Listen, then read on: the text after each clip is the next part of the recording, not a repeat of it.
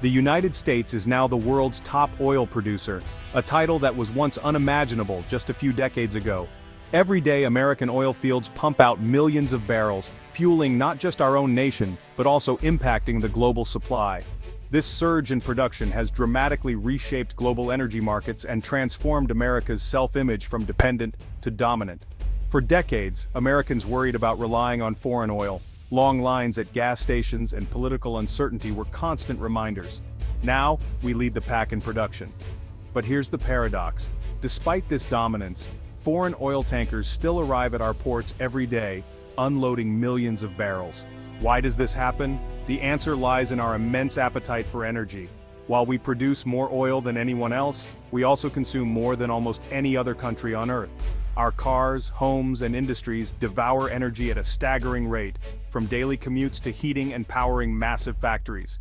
Even with record-breaking production, our demand often outpaces what we can supply domestically, forcing us to import oil to fill the gap.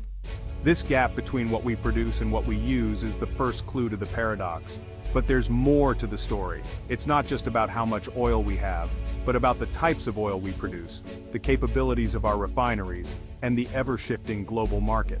America's oil story is about more than just numbers. It's about a complex, interconnected system that links us to the rest of the world. Understanding this paradox is key to understanding America's energy security, economic stability, and even our national security. It's a journey that starts deep beneath our feet and stretches all the way to the politics and power plays of the global stage.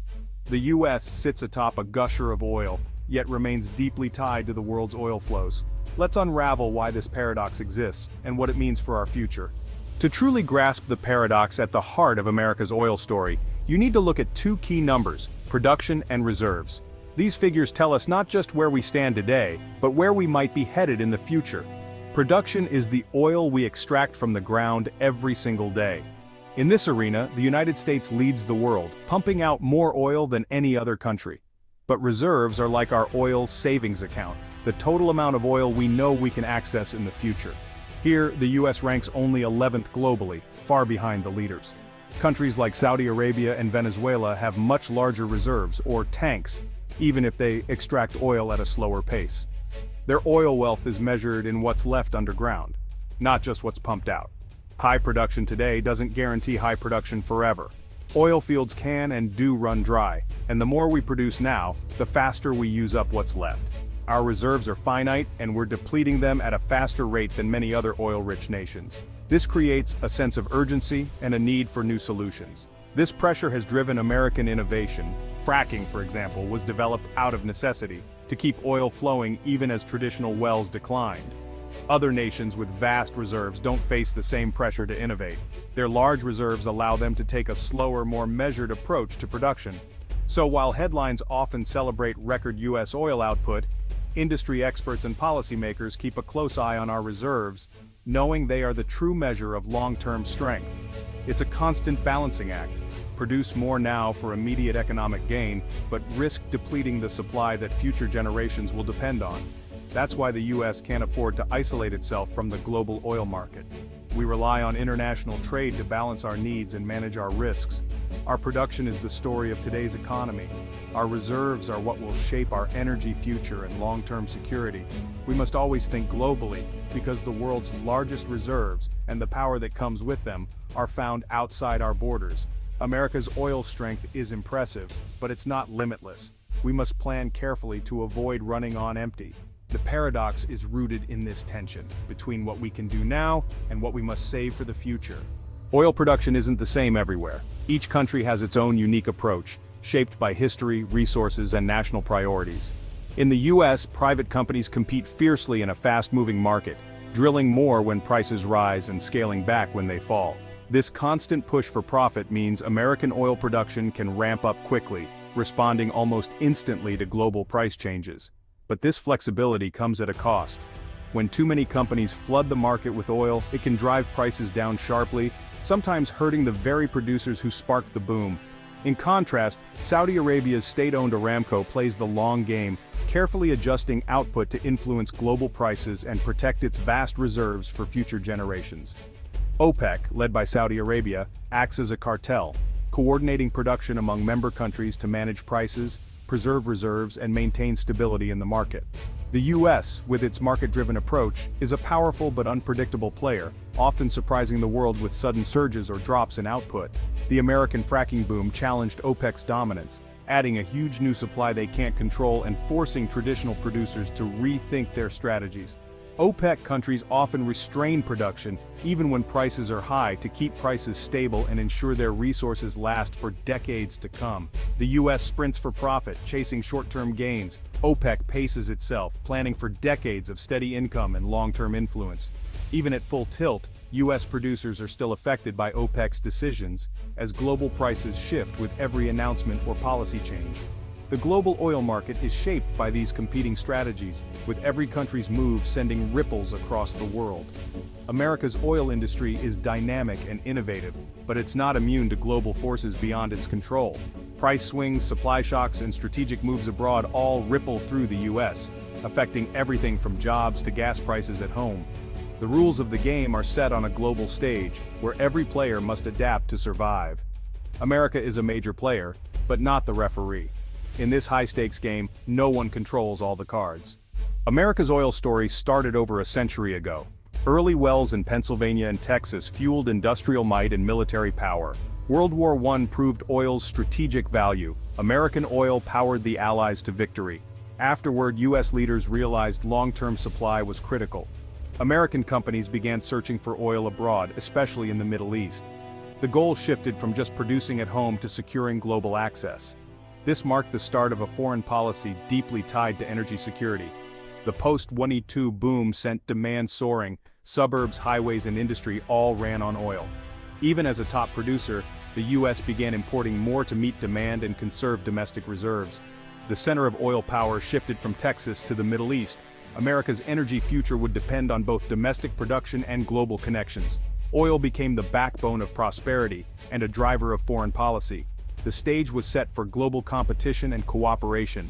For years, Western companies controlled global oil, setting prices and production. But in 1960, Iran, Iraq, Kuwait, Saudi Arabia, and Venezuela formed OPEC to reclaim control. At first, OPEC's influence was limited. Western companies still held power. But by the early 1970s, US production peaked and imports soared. OPEC seized its moment in 1973, launching an oil embargo in response to US support for Israel. Oil prices quadrupled overnight, triggering shortages and recession in America. The crisis revealed oil's power as a political weapon. The US created the Strategic Petroleum Reserve and pushed for conservation and alternatives. The lessened dependence on foreign oil carries real risks. The 1973 shock changed global energy politics forever. OPEC's leverage was clear, and the Middle East became central to world affairs. America's energy security would never be taken for granted again. The oil crisis shaped US policy for decades. The world learned that oil is never just a commodity. Not all oil is created equal. Crude oil varies by density and sulfur content. Light, sweet crude is easy to refine. Heavy, sour crude is tougher.